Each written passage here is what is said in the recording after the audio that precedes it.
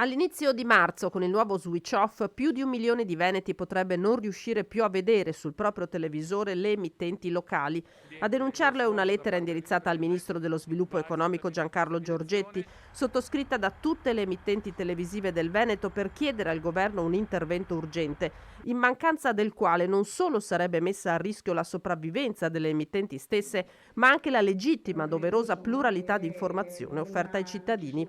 In Veneto l'autorità per le garanzie ha pianificato una sola frequenza di primo livello per tutte le emittenti locali e ben 12 per quelle nazionali.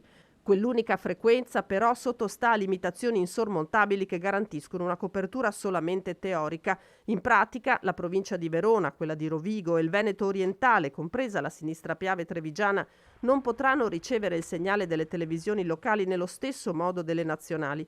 Istanze che la Regione Veneto ha già portato negli ultimi mesi all'attenzione del Ministro e alcuni passi in avanti ne sono stati fatti, ma rimane l'ostacolo principale, i vincoli che limitano l'utilizzabilità e la ricevibilità del segnale su cui ha esclusiva competenza il Governo. Per questo le emittenti chiedono tutte insieme di sfruttare l'ultima occasione per risolvere la situazione, inserire nella legge di conversione del decreto mille proroghe un emendamento che consenta all'autorità per le garanzie nelle comunicazioni di intervenire attenuando i vincoli che penalizzano le emittenti locali. Solo così si potrà evitare che larghe fasce di popolazione debbano rinunciare all'informazione locale, con tutte le ricadute che questo avrebbe anche in termini di riduzione di investimenti e di posti di lavoro.